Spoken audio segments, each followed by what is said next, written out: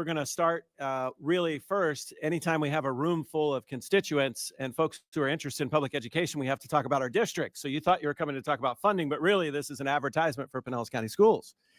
And so we want to celebrate our students. This last year, our students across our district, 89% of district schools earned an A or a B. Only 13 schools earned a C. Nobody earned a D or an F. And we were an A-rated district for the second straight year. And we're very proud of our students.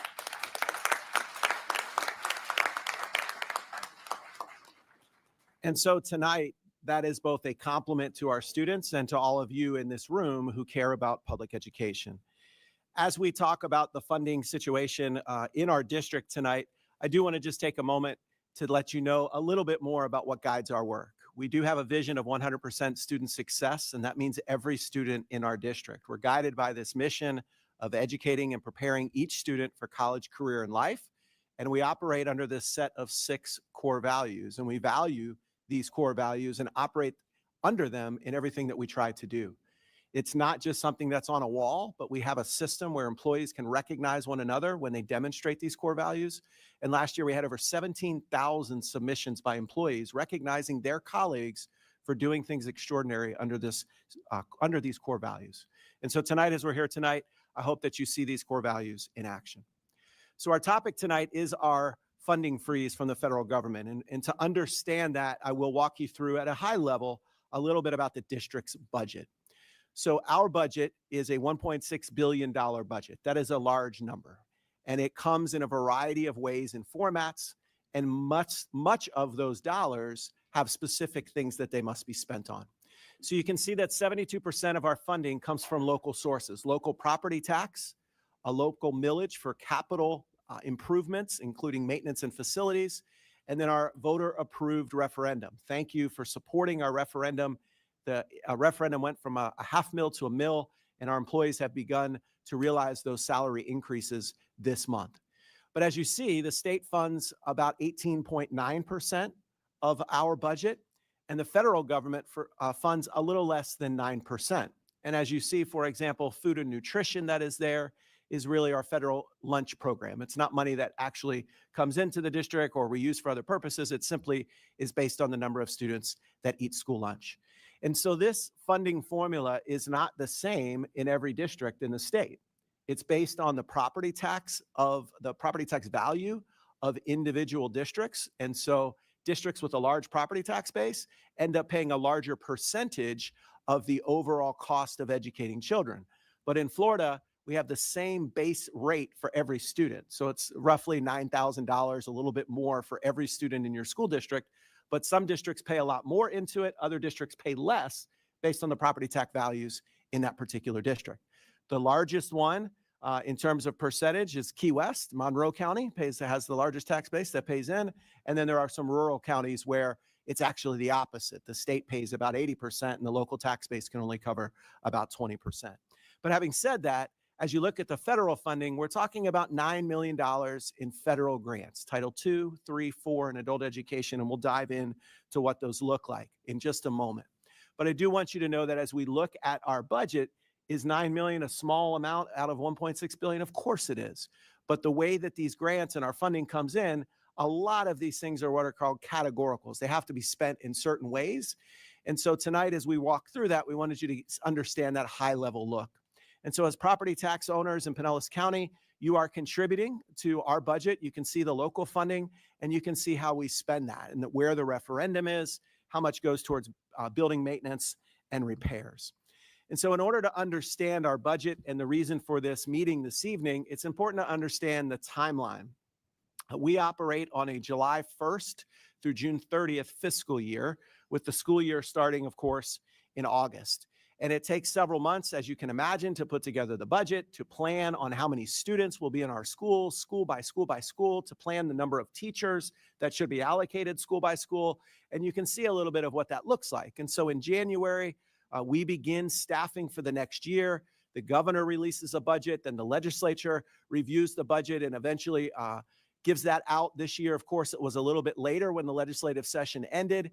And then by that time, we finalized our budget. And so when we meet with our school board in June of each summer, we have a workshop on our budget, and there's a process that we go through that is required by state law about advertising our millage rate, advertising our budget, public hearings. There's two, the first of which is this Tuesday night coming up, and then the second is in the beginning of September.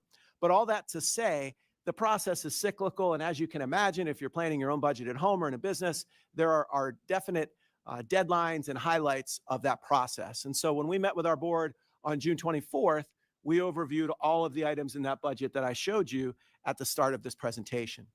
So why we're meeting this evening is because on June 24th, when we met with our board and talked about our tentative budget, we had a discussion about federal funds. And in fact, we said we know that because of changing priorities in Washington, D.C., the federal funds that we're receiving for this current fiscal year now, 25-26, likely would be reduced in certain categories by up to 2/3 of their current value. So for example, if we were receiving $3 million for a particular initiative, in future years, we should expect maybe to only receive $1 million for that same category. And we had that discussion about 26-27. We even briefly touched on things like Medicaid changes, other changes that might be coming, and those things were on record discussed at our meeting. But when we looked at this year's budget that began on July 1st, we anticipated the $9 million in Title II, Title III, Title IV that I'll talk about in just a moment. But on June 30th, states across the United States received a letter from the United States Department of Education saying that the funding that we would to expect and that were included in budgets across the country, this is not unique to Pinellas, were frozen for a review on certain grants. And so our fiscal year began the next day, and then following that, additional items happen, and you can see some of those, and we'll talk about those this evening, including to this event tonight. So that review of these grants is what's causing us to be here this evening, and the U.S. Department of Education notifying us that the funds were frozen for review with no timeline on when or if those funds would be released. So what are we talking about in Pinellas County? So there are, as you see on the screen, 5 different grants: Title II, Title III, IV, which has 2 parts, and then an adult education grant. You can see the dollar amounts listed there. Those dollar amounts are based on the number of students that we have in our district. Some of those are in the entire district. So for example, Title II, which is for professional development of teachers for the most part, it's based on the number of students we have. So our district receives a proportionate share from whatever the state budget is that it's received. Miami-Dade, Broward, Orange County, which have larger student populations, receive more money than us. The smallest districts in the state receive far less. There are other grants, though, like Title III, which is about English language instruction. So students learning the English language, where it's strictly based on how many students in your district are learning English language based on their testing that comes in. And by the way, that's federal law. We are required to run an English language learner program. We are required to test students. There are federal laws that govern that, and these funds support that process. In Pinellas County, you can see what we receive. As part of Title III, there's also migrant education funds. In Pinellas, we receive $0 for migrant education because we do not have migrant students in our district. But in other districts in the state of Florida, Collier County, which includes Naples, for example, receives $3 million for migrant education because they have a large migrant population on the east side of Collier County near the Everglades. So you can see the breakdown of dollars. Now, Title IV Part B, which is 21st Century Learning Programs, those funds were released. A notice went out to states last Friday night, and we received notice on Monday that the funds would be released. Title IV Part B is a competitive grant. You have to apply for those funds, and there are 6 schools in our district that have after-school programs that are run through this grant program. Of all of these, I would say it's the least impactful because through our partnerships with the Juvenile Welfare Board and a number of municipalities, we have strong after-school programs across our district. So if we didn't receive those funds in this way, our community would run after-school programs at those 6 schools anyway, and we'll touch on that in just a moment. So I'm going to run through each title grant really quick. If you've been paying attention or if you went to our website, you'll see some of these items there. But Title II, $3.5 million, includes professional development. So we have a professional development department, and almost our entire department is funded through this grant. So it's providing teachers with growth opportunities to learn. It's providing the opportunity for people to transition into teaching. So over half of most teachers that come to the state of Florida now, doesn't matter the district, do not have education degrees. They did not go to college to be teachers. They went to be mathematicians or perhaps journalists, and then they become teachers. And when they do that, they have to earn certification. And they can do that by going to a college and earning that certification, or they can do it through our district's professional development department. We do that. It takes them sometimes 2 years, and then they become fully certified. So that's an example of one. We have leadership programs where plan operators and bookkeepers and principals go through leadership development programs. We obviously do a lot of training, and those of you that are familiar with education understand that. So it's not a large department, but it carries a large value. We do a lot of instructional coaching in our district, supporting teachers with the implementation of curriculum, supporting teachers with extracurricular activities. A lot of that is funded there. And as per one of our big initiatives in our strategic plan is supporting middle school innovation rollout, which we happen to fund in this grant. In Title III, as I mentioned earlier, it is support for students learning the English language. And so it's direct support in terms of personnel going in and teaching students. It's professional development, and it's also community engagement, supporting parents who may or may not know the English language and helping them engage with their children. And we have been very successful in proficiency rates on state exams, on graduation rates, on college going rates for students who have learned the English language while attending Pinellas County schools. And you can see that's just under $900,000 is what we anticipated this year. $2.1 million in Title IV Part A. This particular grant is designed around enrichment, mental health, and technology. Again, these are not our determinations. This is what the federal government says. We're giving you these dollars so that you provide more mental health supports for students, so that you enrich their experience in school, and that you can upgrade technology. And you can see what that looks like for our students in our particular district. Other districts may spend these funds in different particular buckets, but still under those same themes. And now Title IV Part B, which I already mentioned, which was the after school programs at 6 particular schools. And this is a little bit under $1 million. And those funds have been released. And so we will be implementing those programs at the 6 schools this year. The final grant that has been frozen is around adult education, $1.4 million. This grant is designed for our adult education programs and our technical colleges to implement adult education programs to get adults who are not reading at a 5th grade level up to a 5th grade level and help them earn a GED if they need it, or perhaps just provide literacy skills to make them employable. Obviously, across our district, or across our county, 1 million residents, we have a number of individuals that need that support, and our adult education programs provide that.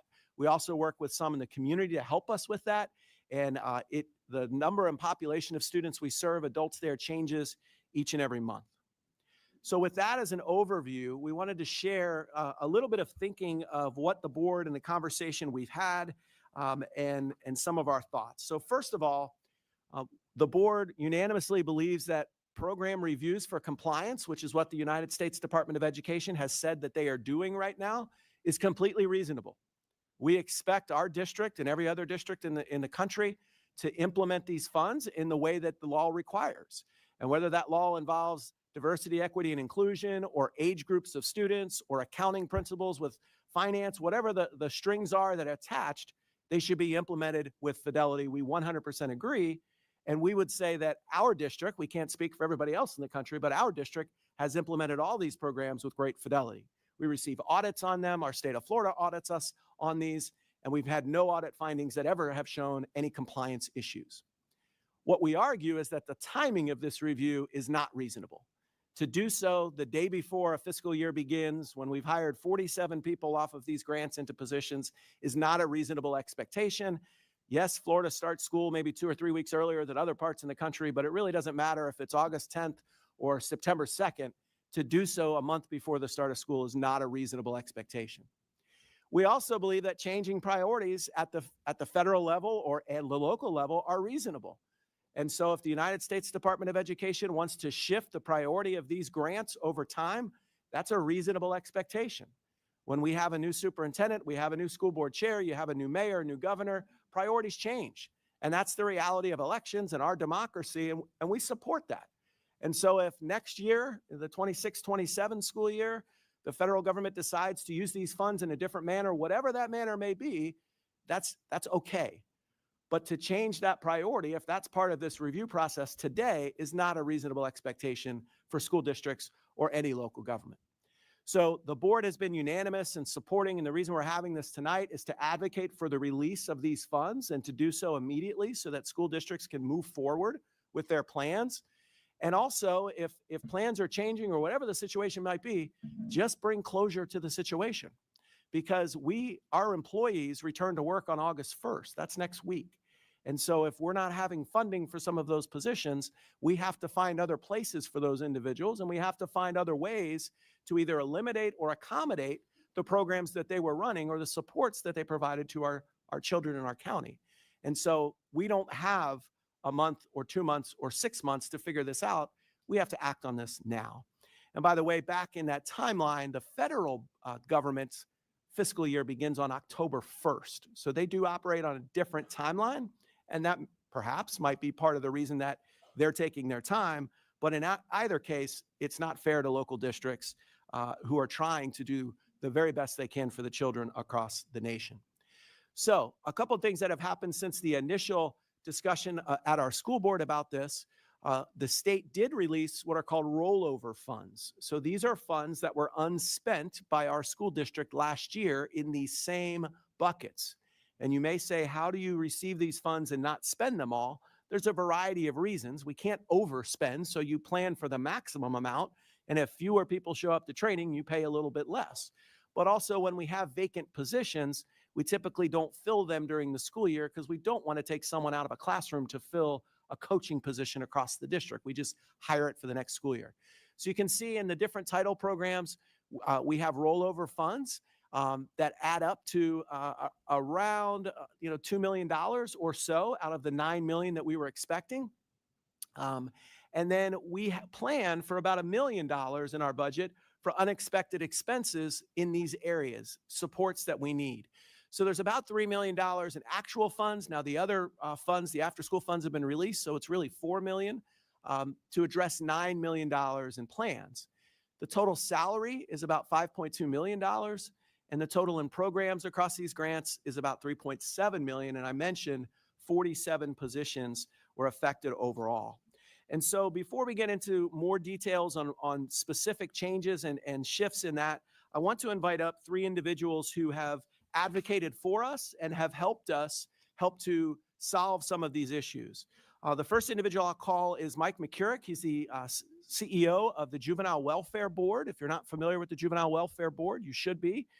It is an agency going on 80 years in Pinellas County that receives property tax revenue in order to support the welfare of children across our district.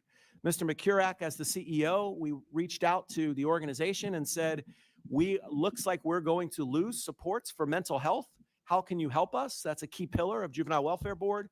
And so I'll let Mr. McCurrick share what the Juvenile Welfare Board is doing to support the children of Pinellas County. Mike? Good evening, everyone. Just again, as the superintendent has said, the Juvenile Welfare Board is turning 80 in 2026. If you don't know this, you should. The Juvenile Welfare Board was the first ever created child welfare board in the United States under a legislative act. So we are unique in Pinellas County of being the first that has ever been focused on children.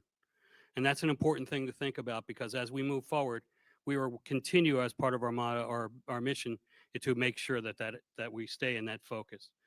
The JWB strengthens.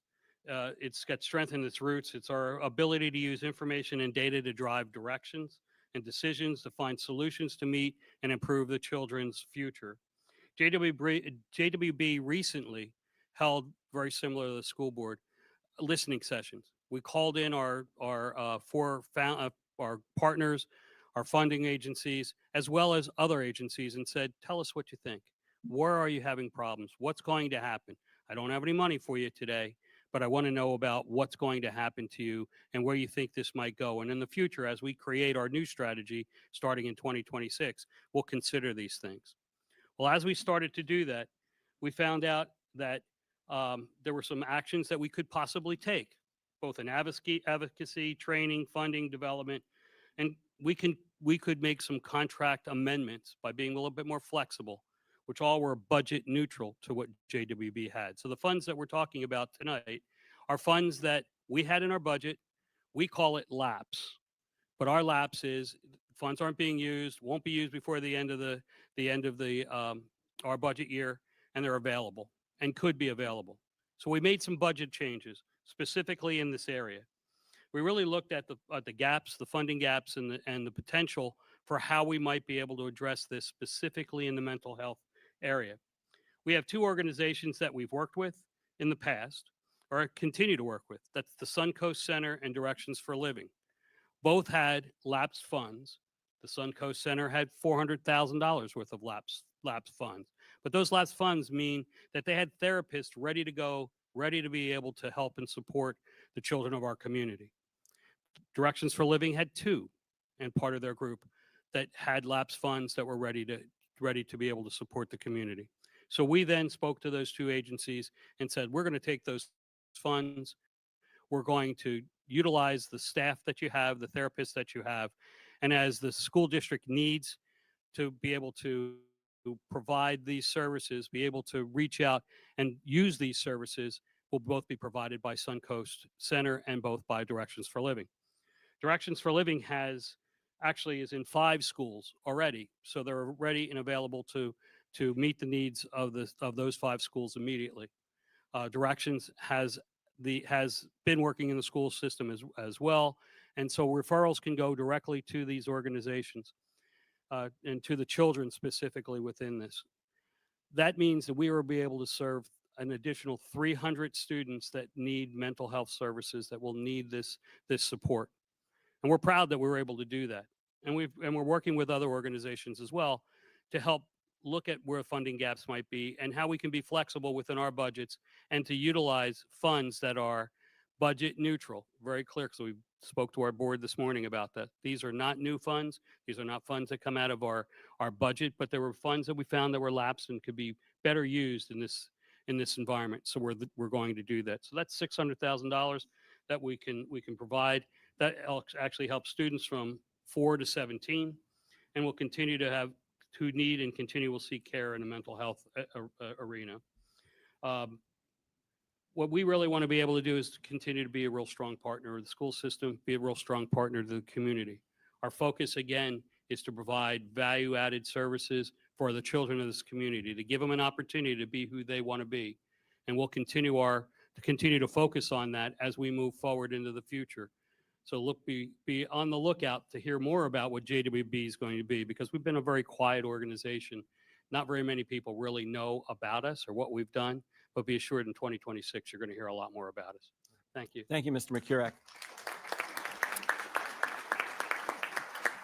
So in short, the $600,000 that we use to pay for therapists to support students who needed additional therapy that we would not provide from our regular social workers or psychologists, typically outside the school day with parent consent, JWB is going to pick that up. And so we would not have had that without these funds, and we thank them for that. Next, I'd like to invite up Olivia Carson, Chief of Staff, I believe, for U.S. Representative Anna Paulina Luna, Florida's 13th district. Just for context, myself and board members met with both Representative Luna and Representative Castor over a year ago and shared with them that as the federal government changes their priorities, and here's a list of all these programs that are paid for out of the United States Department of Education, we gave our input into the ones that we thought benefited Pinellas County students the most, and others that we felt if cuts were needed, these would be the areas identified to cut. And I appreciate both representatives being open to that conversation and listening to us, which is why tonight we're proud to say both representatives issued letters of support in releasing these funds. And so that everyone in the room knows, Representative Luna and Representative Castor, as well as our two United States senators, voted to appropriate this $9 million in their congressional budget and passed it over to the executive branch, where this holdup is happening in the Office of Budget Management. So first up, Ms. Carson, if you'd like to come up and share the letter of support from Representative Luna. Good evening, everybody. If you don't mind, I'm just going to hold it. It's easier for me. I'm not going to bore you with the details of the letter. I have plenty here in my hand. If anybody wants a copy, come up and grab it from me. It's very similar to what Superintendent Hendrick said. So I appreciate for that. I appreciate the community support. I'm amazed at how many people showed up. This is wonderful. Making your voices heard is amazing. I'm a graduate of Pinellas County Schools. So being here to advocate on behalf of unfreezing the funds was an honor I took. So as superintendent said, the Congresswoman voted to appropriate the money. It was passed over. Unfortunately, it is frozen. We have written a very detailed letter urging the executive branch and Secretary McMahon to release those funding. We went through a very descriptive presentation here on how important it is. Again, if you have any questions about how the federal process of appropriations works, how it gets stuck up through Congress up into the executive branch, please don't hesitate to ask. I'm here to answer any questions, and my office is open all the time. I'm here all the time. I'm sure a lot of you recognize my face. I've been around for a while, but again, we wrote a letter of support. I've got plenty of copies of it. If you want it, please ask me, take it home, read it to your friends and family. We'd really appreciate it. So thank you so much. Thank you, Ms. Carson. And representing Florida's 14th district is U.S. Representative Kathy Castor. And here tonight to speak on her behalf is Outreach Coordinator Jameson Carnegie. Mr. Carnegie. Thank you, Superintendent. Good evening, everyone, and thank you all for being here. While we are not your immediate representatives here, we're right next door to you, so anything that goes on with Pinellas School Boards also affects our district and District 14. So this is something that's very sentimental to the Congresswoman, and she would like to be here, but of course, some other things to fight to continue to protect democracy that's going on. So I will read this briefly. I'll touch on a few points because as Superintendent Hendricks covered in his presentation, there's a lot of those things here in this letter. So I'll just start from the basics and then I'll pivot from there. So dear Secretary McMahon and Director Vaught, I urge you to immediately release the over $6 billion in funding for local school districts around the country, including an estimated $398 million for the state of Florida, which represents 15% of the state's federal K-12 budget. Freezing these funds without warning and with no indication of timing for their release has caused great uncertainty, as local school districts are currently finalizing their budgets for 2025-2026 academic year. The critical funding streams that are being withheld were approved by a bipartisan Congress to aid schools and training teachers, providing a well-rounded education and supporting safe and healthy schools and after-school initiatives. This freeze is also affecting adult education initiatives that help prepare adult learners for success in the workplace, enhancing their skills and allowing them to successfully fill jobs in the Tampa Bay area. The Pinellas County School District the Pinellas County School District is the 9th largest local education agency in the state of Florida, serving over 91,000 of our young neighbors and their families. The funding freeze has a potential to impact nearly 9 million in the district, and I've heard directly from those in the district about how beneficial these fundings will be. Outside of the important K-12 initiatives, Pinellas County School Board is also impacted by a freeze of $1.4 million in adult education basic grants and states funding, which supports adult education and literacy programs that allow adult learners to succeed in the workplace. Pinellas County School Board urges these career paths for training, credit and recovery, and so much more to our neighbors here in Florida. It allows these students to enhance the knowledge and skills they need to subjects like reading, writing, digital learning, and math to allow them to fill needed workforce positions in Pinellas County. The troubling delay of funding is unnecessarily disrupting budgeting and planning for the fast approach up to the 2025-2026 academic school year, jeopardizing education initiatives for students and families, resulting in program cancellations. Therefore, I ask for you to please respond to the following questions by July 23rd. When will the administration release the funding directed for state and local education agencies by Congress? What outreach and communication has the administration done to support state and local agencies for education in the period of uncertainty? So I urge you to end the pause and immediately release these funds that are critical to our students, families, schools, and local economies in the Tampa Bay area. Sincerely, Kathy Castor.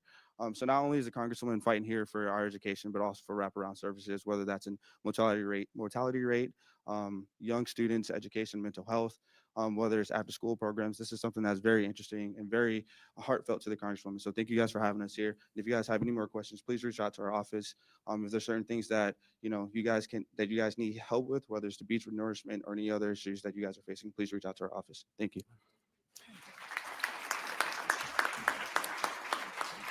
Thank you, Mr. Carnegie. And just for clarification, I saw a few eyes say, what do you mean you don't represent Pinellas County Schools? So the school board office is in Representative Luna's district.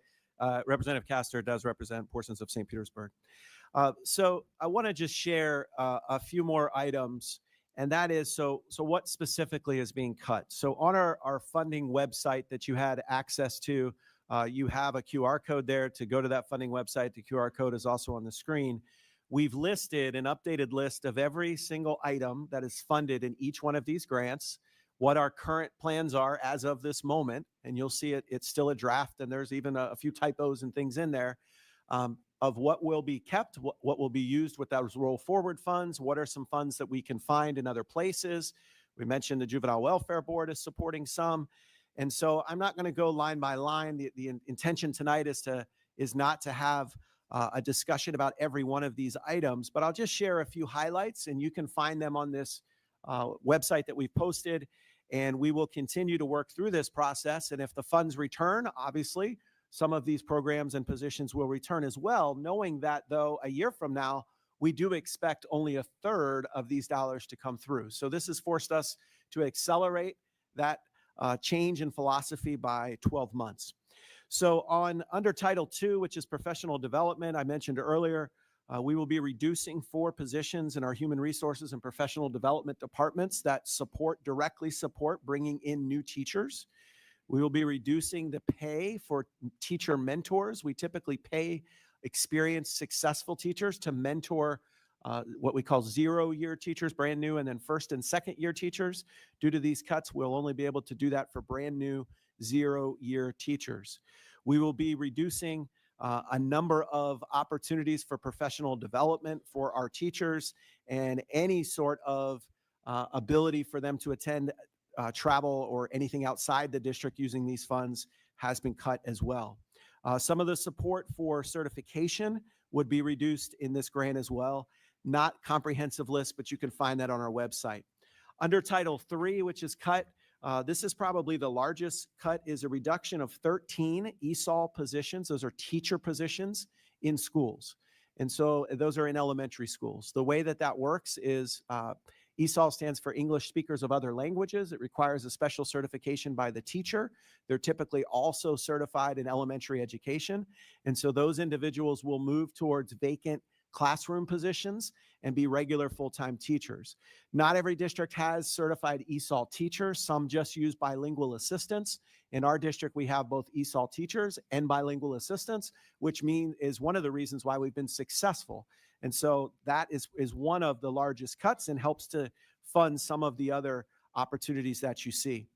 In Title IV, Part A, there's a lot of elimination things you'll see on there, from student field trips and things like that we're looking to either use referendum funds if there's any available, or other opportunities. There will be a number of those coaches, those instructional staff developers, eliminated or moved to other positions due to the fact that Juvenile Welfare Board stepped in. We were able to keep those 6 positions for supporting students in social work and supporting mental health.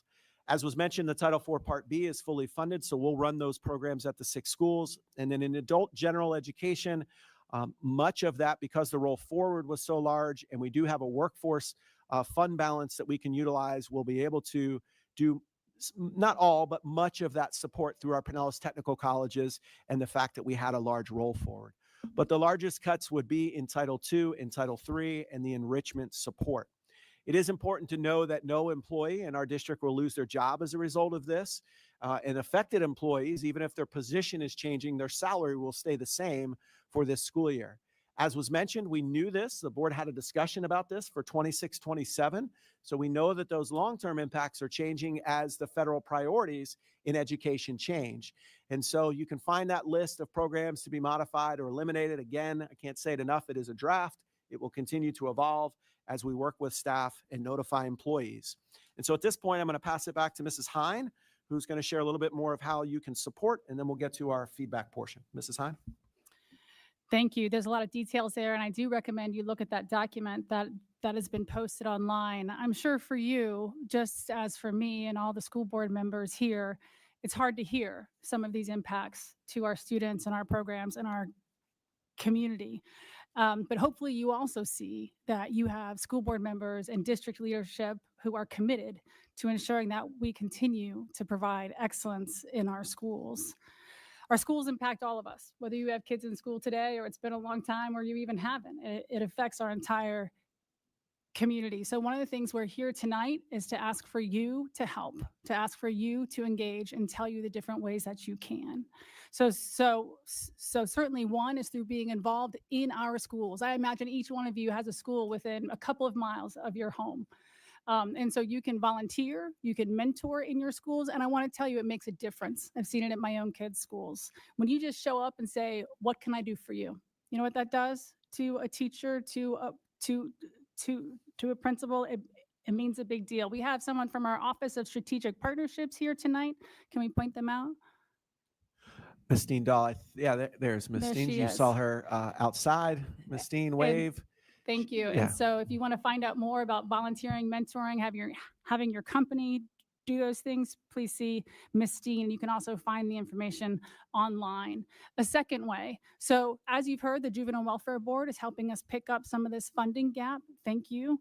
We also have the Pinellas Education Foundation. So the Pinellas Education Foundation champions mainly innovative programs that lead to student achievement and student success. They have raised more than $200 million in the support of students, and we will also be asking them to step in to try to financially support some of the key programs that we're going to be losing. So if you could contribute, get businesses to contribute to the Pinellas Education Foundation, those will be put to direct and good use. And their information is pinellaseducation.org. A third way that's extraordinarily important is to contact your elected and appointed leaders. So as Mr.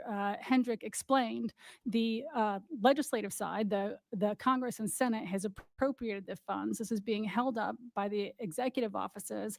And so if you could contact, and that information is there, if you could contact even our state Commissioner of Education, our state governor, who can then advocate at the executive level federally and let them know how much you care about our schools, then I think that at the executive level federally and let them know how much you care about our schools, then I think that would be useful. You can also directly contact the U.S. Department of Education. Let them know that you know that these dollars are going to important use and you advocate for the unfreezing of these dollars. So we do need your voice, and we do need your advocacy. As we said earlier, if you have ideas that come up, you can email that funding@pcsb.org as well. We're going to move into the questions and feedback section of this evening. Again, please submit those cards or questions online. I do want to mention, while I'm currently the chairperson of the school board, and that changes regularly, it just means I'm tasked to administer meetings, but it does not mean what I want to say is that every school board member has an equal voice and equal vote at this table. So certainly contact us as well if you have any questions or ideas. We'll get started with those questions. School board members, I will just open it up. If you have anything you want to say while they're gathering the first couple of questions before they ask, I welcome them. Madam Chair, before the board gives some comments, if you do have a question that you've written down, if you'll just hold that up, and staff members will be around to pick those up.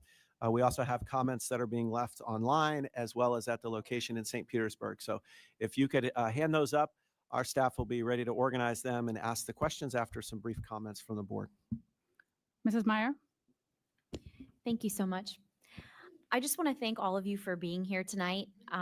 This is really remarkable to see our community surround our district in this way, to be here and to advocate for these federal dollars to be released. I want to thank every single one of you for being here tonight. We appreciate you, and I look forward to hearing your questions and answering your questions. Ms. Edmond? And this evening, you've heard about the power of collaboration and partnerships. Your viewership and attendance today is extremely important, not only for advocacy to release the frozen federal funds, but your continued support of our school district. So thank you again for being here. Ms. Long?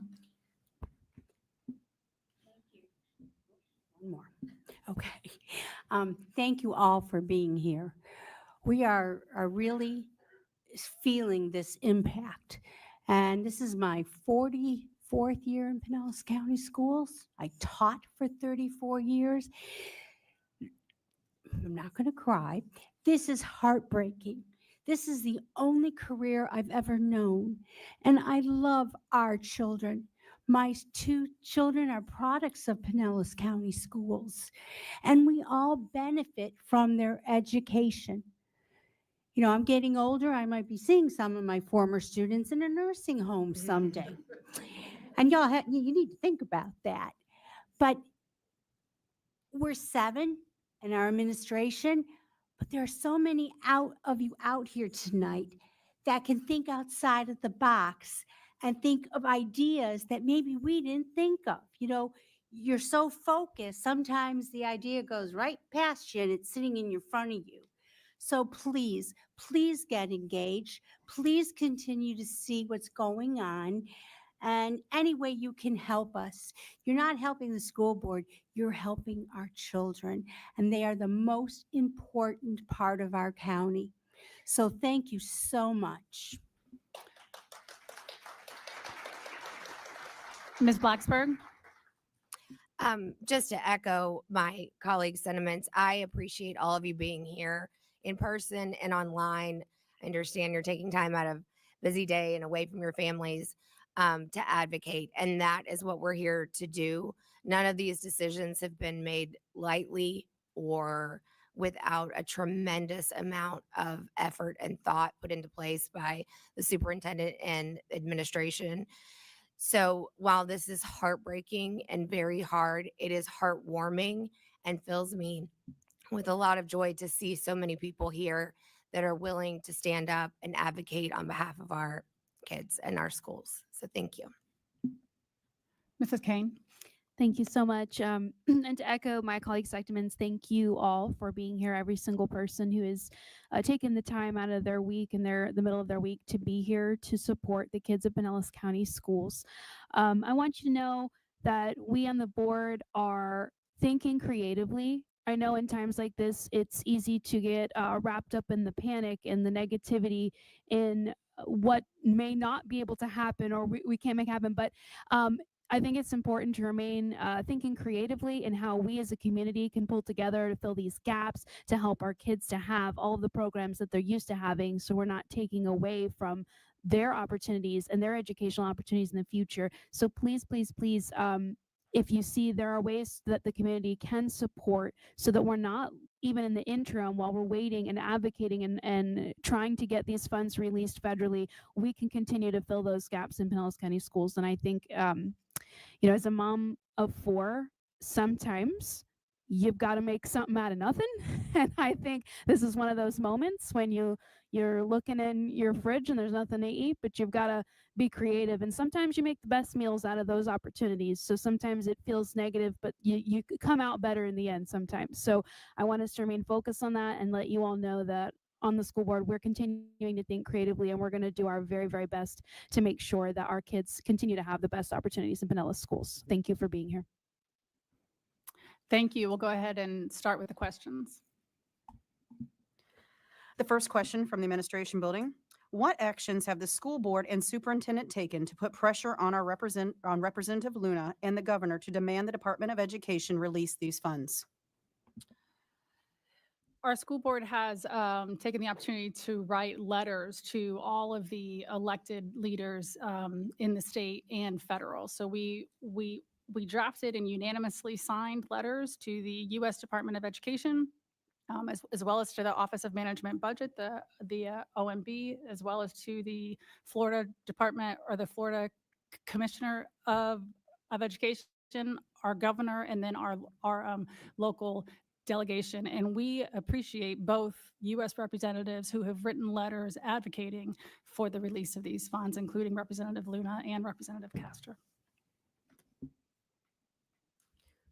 We are also a part of several groups. As Florida School Board Association members, we are represented by COSBA, and nationally, they are advocating for these dollars. We are also members of the Council of Greater City Schools, who are also advocating on our behalf, as well as the entire nation, for the unfreezing of these funds. So thank you very much for the question. I just wanted to reiterate as well that Representative Castor and Representative Luna did in fact vote for the release of these funds. So I just want to make sure that that came across as well. Thank you. Next question. Several questions have come in online and here in person that state their children have IEPs and they're wondering what services will be cut. So the answer is nothing in these title grants relate to students with disabilities. There's a separate grant, the Individuals with Disabilities Act, which we receive about $30 million from. It was one of the items on the slides.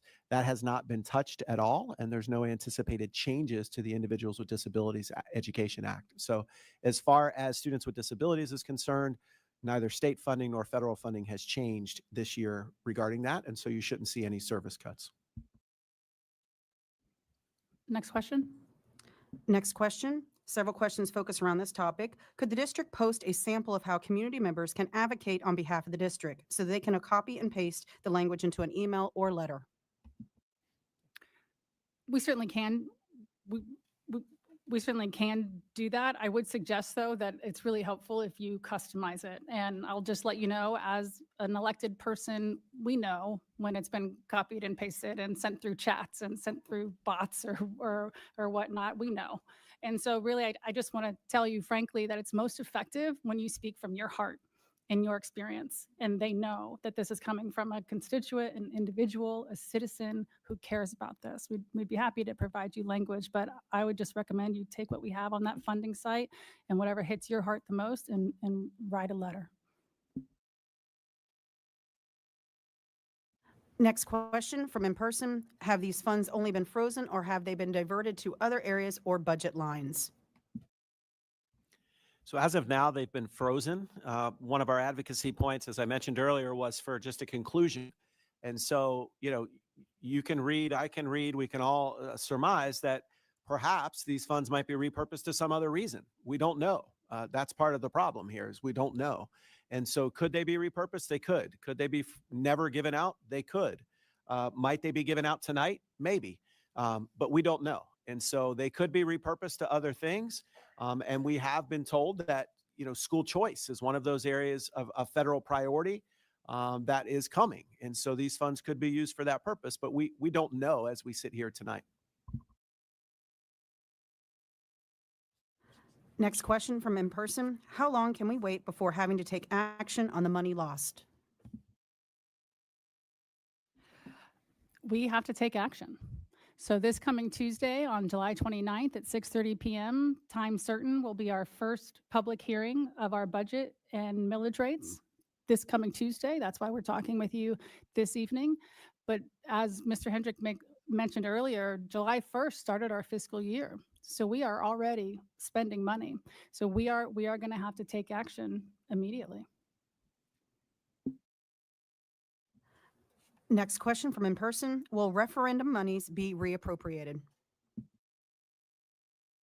So the referendum is very specific in what it's used for. 80% for salaries. Hold on, I need to update my language. 85% for salaries, teachers and support staff, everyone who's not an administrator, and then 15% on programs. And so within those program areas, things can be reappropriated every year, and they are. So for example, there's a field trip that was funded out of the Title IV grant to the Florida Orchestra for students in elementary school. And so because those funds will not be there, we are looking for funds within the referendum to do that this year. And that changes each year. And so within the referendum, there is flexibility. You'll see the referendum noted a few times, but most of those funds, just like the rest of the budgets that we talked about, we had public or committee meetings with members of the public. Our board attended those committee meetings. They set out a budget for this year. And so for the most part, it's difficult to change those priorities. And we're not looking to supplant and change the referendum into these federal grants. We want the referendum to be in addition to. So there'll be a few items that the referendum can support, but for the most part, no.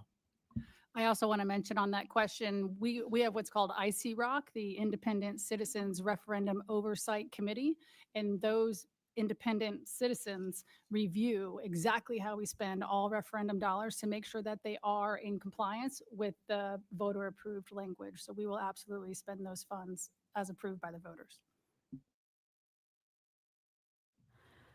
Next question from online and in person. Several questions have circulated around, will funding for food service be affected? There's no change to food service as a result of this freeze. There have been other changes around food service, none of which are new or even loosely related to this. But the way that students apply for free and reduced lunch has been updated and changed, but we've known about those for quite some time.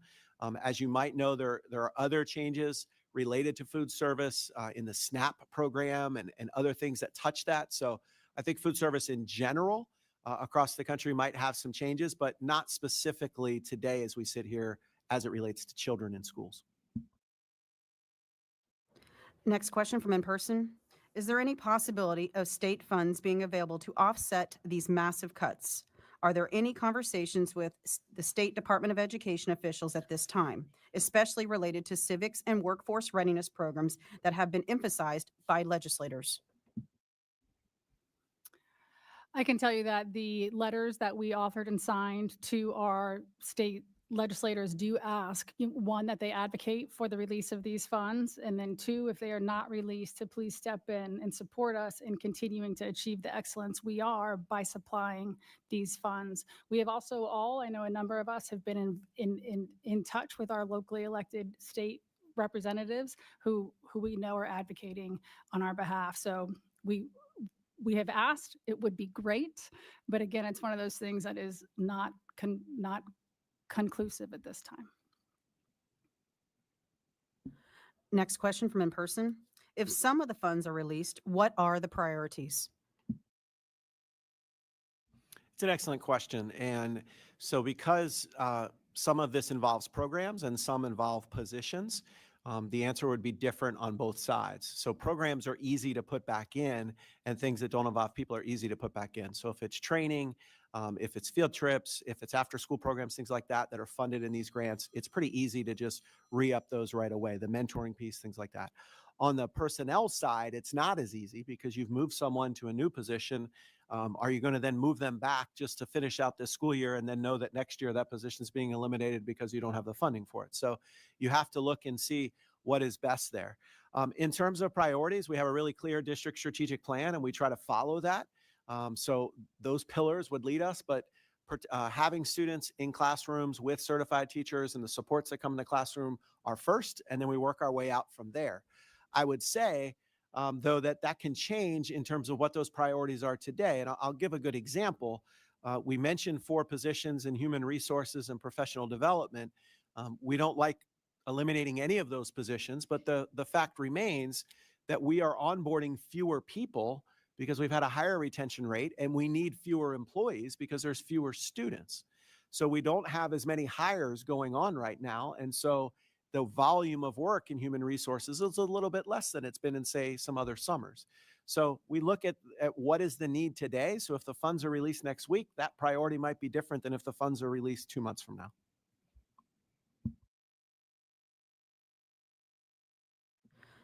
Next question from online and in person.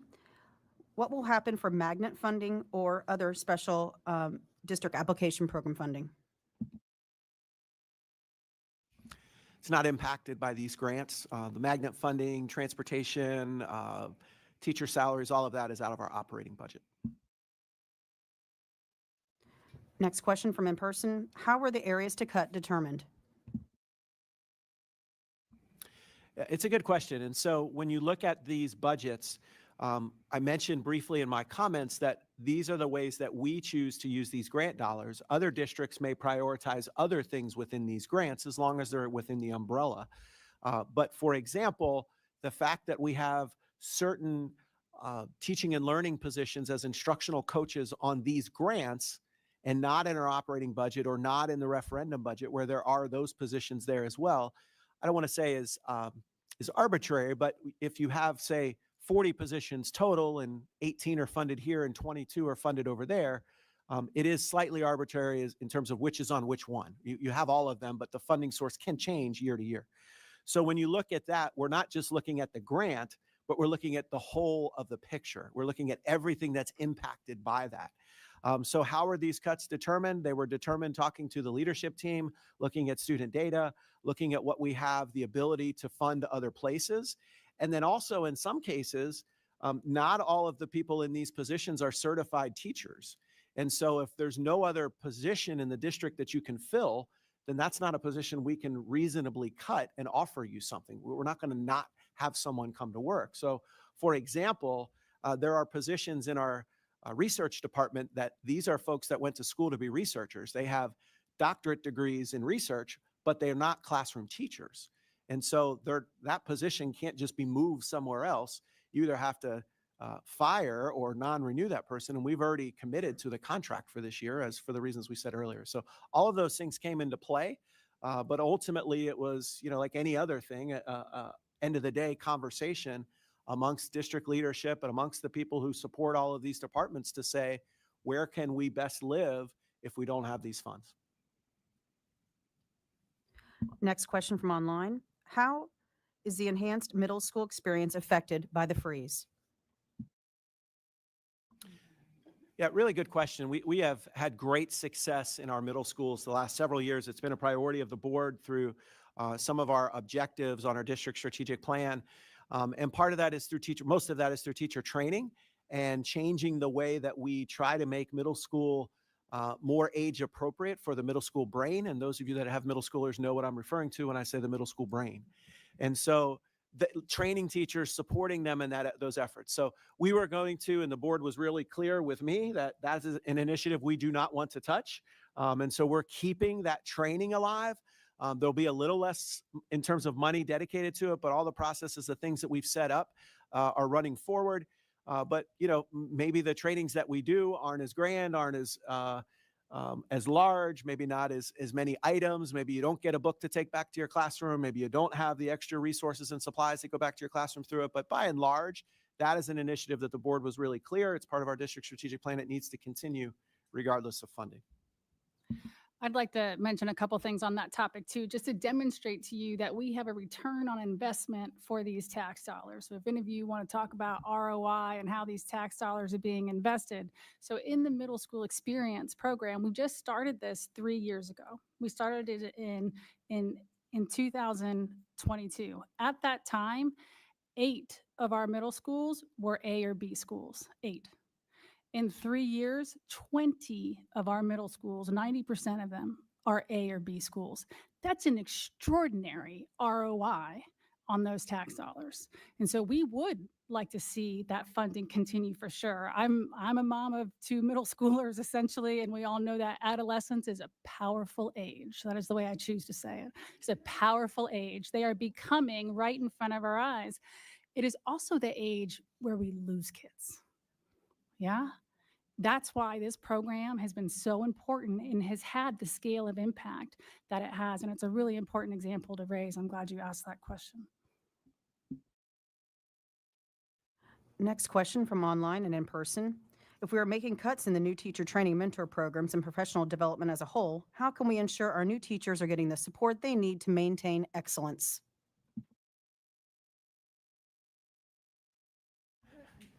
Nobody else wants that? All right.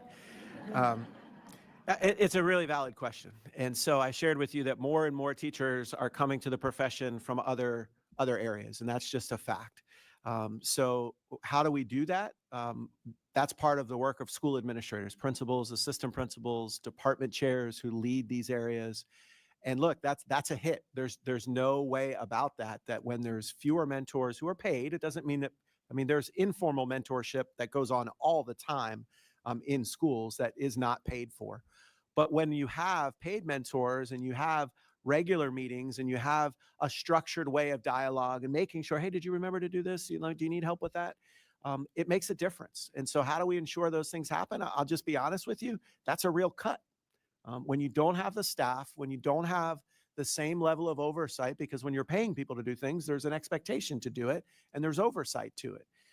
So that is a real cut. It's going to be a struggle But it is something that we'll focus on, but I cannot promise you or our new teachers that that's going to be perfect. Now, the great news with teacher retention, we had fewer teachers all week. We had our Embrace Pinellas, and a lot of times we have 300, 350 teachers. This year we had 170 because we didn't have to hire as many teachers. And so today, as we sit here, I believe we have 22 classroom vacancies, all of which we expect to fill in the next 2 weeks. And so that's a great problem. The last couple of years, we've been in the close to 100 in teacher vacancies at this time. I'm going to give a little ROI on this professional development one as well. So the number one impact on a child learning outside of their home, and we need you to do everything you can in your home supporting your learners, is the classroom teacher. And so if that's the case, we need to provide them the kind of training, experience, enthusiasm. We have certification programs, leadership programs, pipeline programs, ways to get them enthusiastic and supported in their jobs, which makes them shine in the classroom, right? A thriving teacher means a thriving classroom and thriving children. But the ROI part of this is last year, the end of last school year, 80% of your Pinellas County schools were A or B schools, 80%. This year, we just found out a few weeks ago, it's 90%. And that is due to our investment in our teachers. 10 years ago, guess what it was? 60%. 60%. We have made a conscientious commitment and investment in our teachers so that their delivery in their classrooms and commitment to their work yields these kinds of results. So I like to talk about ROI so that you, taxpayers, can know that we are investing it wisely for the success of our students. Next question from in person. Are pre-K 3 programs at risk? Yes and no. So within our district, no. But some of the cuts in federal grants that trickle down to states and then to states involve early learning. So the local Early Learning Coalition, I believe $4 million less. And I'm looking at my friends with JWB because one of the other buckets that they're supporting is investing in early learning. The data is as clear as could possibly be. Children who are ready for kindergarten are more likely to be successful in school, are more likely to be proficient in grade 3 as readers, are more likely to then go on and earn a higher living. And it sounds ridiculous that that's true at age 3, but that's the reality. So early childhood is so important. Our funding for that has not been touched, but the Early Learning Coalition's funding has been touched. And so $600,000 from JWB to support that, yeah. Next question from in person. Will charter school funding be impacted? And if so, how?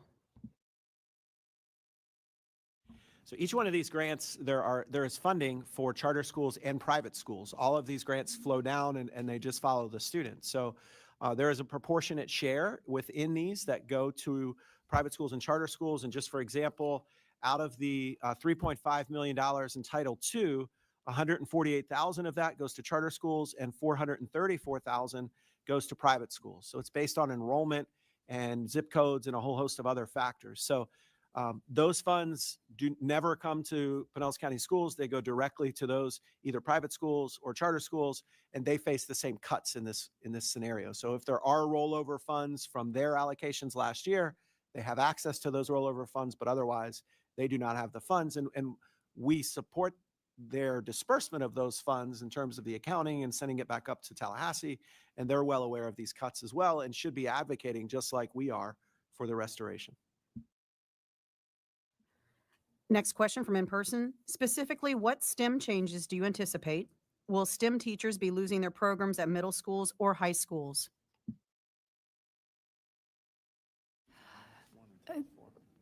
One of the areas I recall seeing on here was about a STEM bus. We were looking at investing in 2 buses that would be able to move around and have experiential learning in the STEM field with our students. That is something we are going to have to put on hold and until we can receive funding for that. I'm not sure there are other specific STEM. Let's highlight the fact that we're going to have 1 bus this year. So your 7th grade children, if you have one, will have an in-school field trip which is a converted school bus that is now an innovation lab. And again, that's under the board's direction of our first strategic priority is to make school more fun, have these experiences that students remember. If we ever ask anyone, do you remember going to Enterprise Village? The answer is always yes. And I can tell you what my job was, right? The STEM bus will be like that. It's so interactive. It's so fun. We rolled it out to a few programs this summer, and then it'll be in every 7th grade classroom this year. We wanted to have a second bus that was going to be paid for this. Right now it's not there.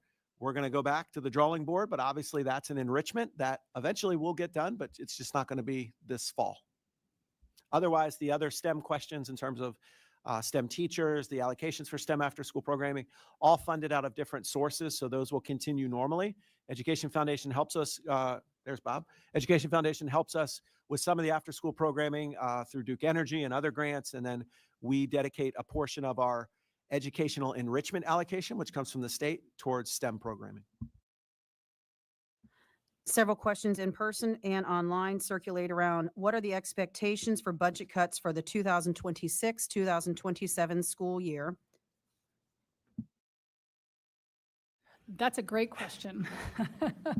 I think, in our workshop several weeks ago, we were talking about anticipating federal funding cuts for next year. We weren't expecting them on June 30th for this year. So we really just aren't sure what those are going to be. We also, it's unclear what our state funding will be, but those are conversations that we continue to have throughout the school year. And again, this is someplace where you advocating, if your state legislators, if your state Department of Education know that you care about public schools and you want to advocate for their full funding, they need to hear from you.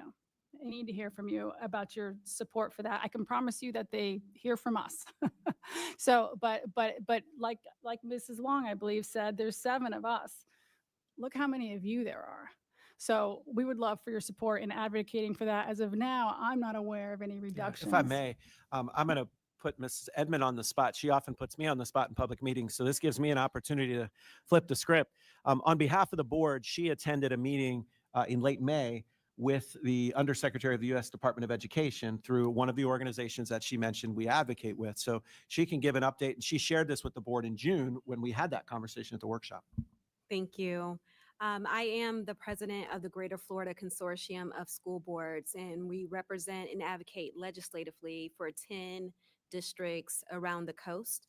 And when I went to Broward, we had the opportunity to speak with, she wasn't the Deputy Secretary, Penny Schwinn, at that time, but we spoke with her and she discussed some of the priorities of the federal administration, as well as the significant changes, the priorities, as well as the budgeting that will occur during the 26 and 27 school year, to the tune of dropping 1/3. So from a $6 billion to $2 billion. But they also plan on allocating funds differently. So what we would receive for adult education, it was said would come from the Department of Labor. So they're trying to find efficiencies in the way they manage the funds and streamlining it through various departments under the federal administration. Again, what that looks like is to be determined. Exactly what the financial cuts can be, I can't speak to that, as we're witnessing today. We were guaranteed funds that didn't make it. So again, I do know that we should expect significant federal cuts next year and in the years afterwards, as well as the priorities have changed under this administration, as Superintendent Hendricks spoke about earlier.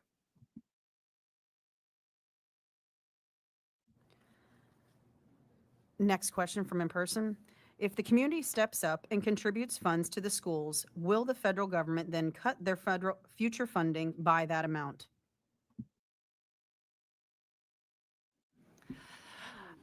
I think that's an interesting question for certain, but what I will offer is that our kids need you, and so if there are philanthropic pathways that can help support things like Elevate Excellence or the English as a Second Language programs, please bring them forward.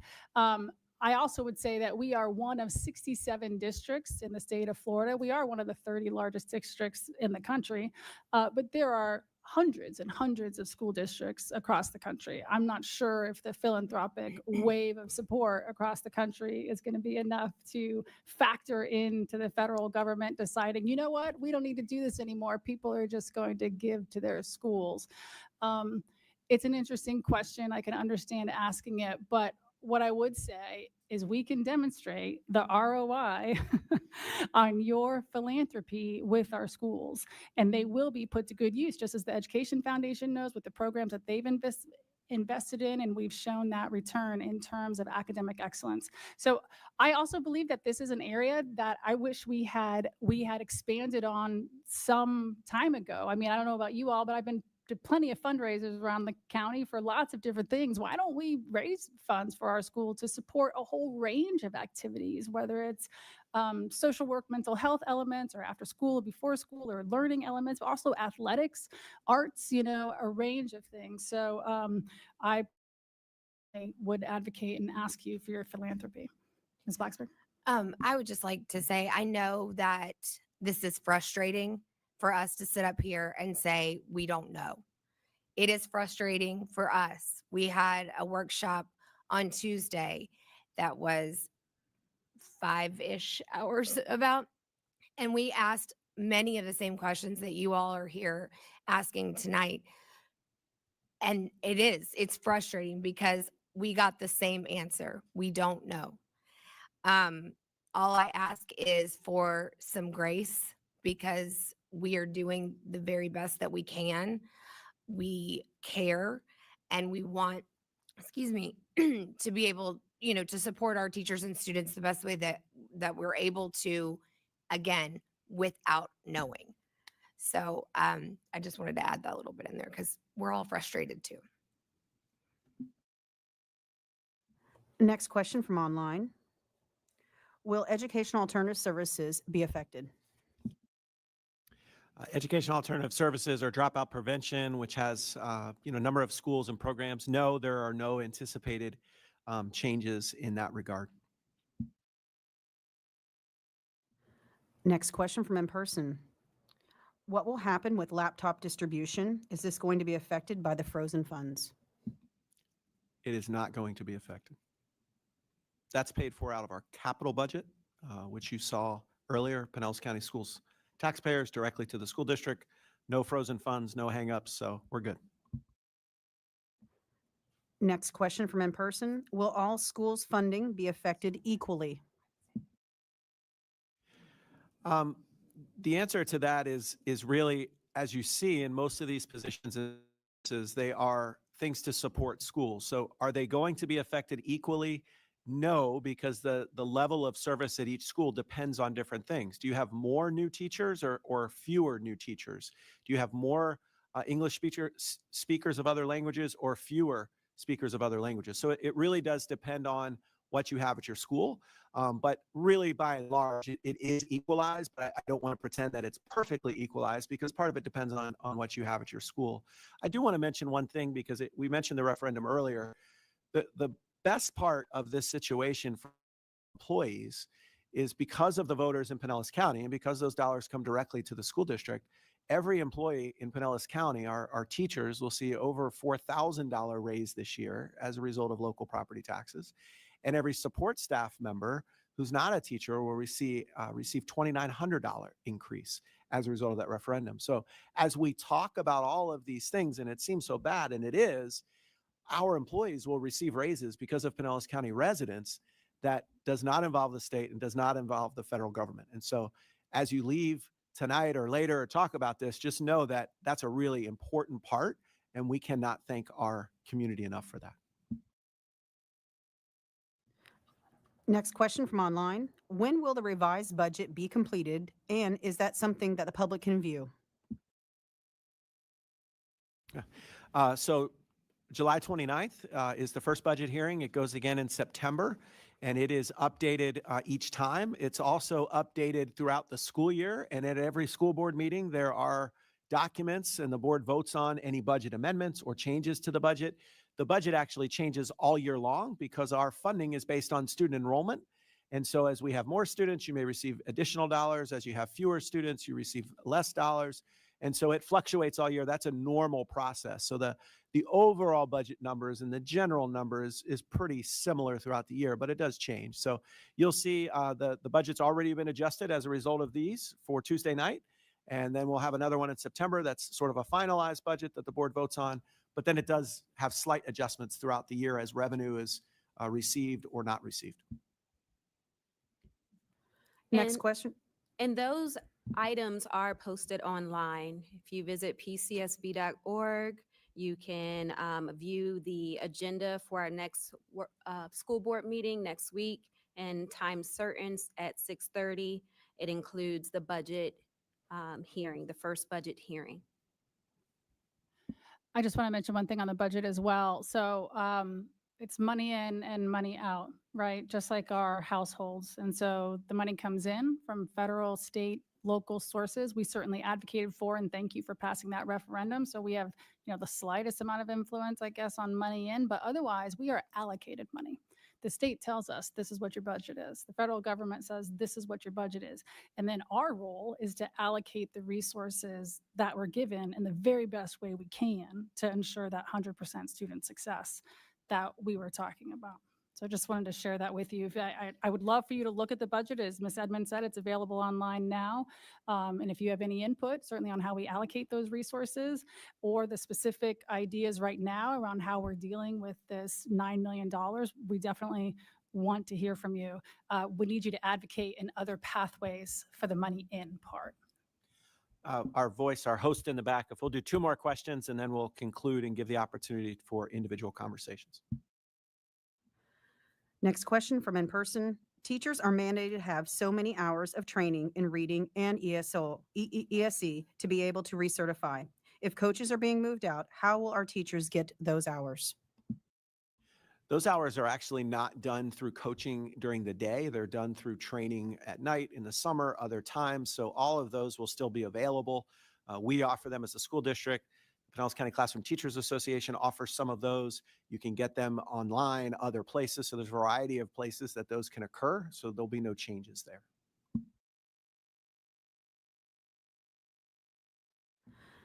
This question is from in-person, and our last question. If the funds become available, how can the community advocate on the district's behalf to address the turmoil that the executive branch has caused across our district?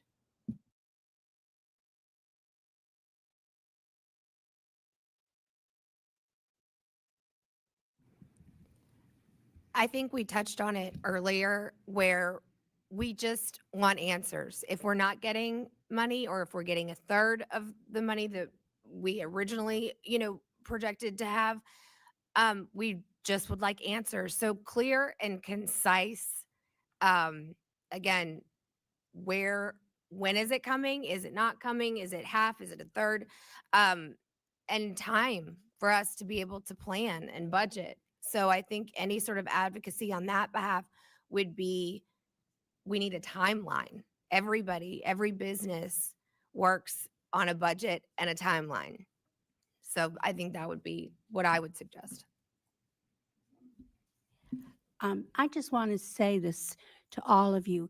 It's obvious that our community cares and that every one of you are concerned about education. And I was guilty of this when I was young and we were raising kids. I didn't pay a lot of attention to the impact of legislature in the state and the federal. But now that I'm getting older, every single one of us in here pay taxes that go to the federal government, that go to the state. And they need to quit playing political games. This is not about politics. This is about our children. And anyway, letters, bombard them. Let them hear your voices because it is your money that they're using. That's the bottom line. So I beg you to get involved. Even if your kids are grown, we might have grandchildren, who knows? I'm hoping soon, but No, I better not say that out loud. Anyway, that still affects me. And I have younger friends that are having children, and I love them like I'm a grandma. They call me Mama Long from when I taught, and I really am Mama Long. So step up. You have a right. You have a right and use it. That's the vote and right. Don't stay silent. Let them hear your voice.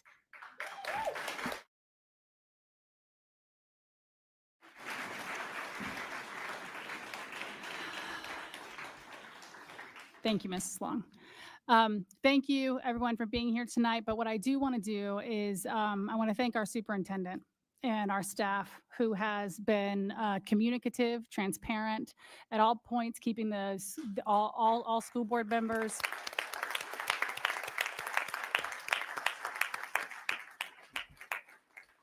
advised about what's going on, and as well as providing as much information as we can to you. And I hope that you see that. I hope you see that we will answer any questions that you have and provide you the information so that you can advocate for our kids and for your schools. You have exceptional schools here in Pinellas County. You can be proud of them. We are proud of them, but they are built and rebuilt every day by the people who engage in them. And that's you. And so we do ask for you to step up and continue to advocate and participate in our schools. Thank you. Thank you for being here. We will all be here. If you have any other questions or discussions, we're happy to continue to talk to you this evening. Thank you for joining us.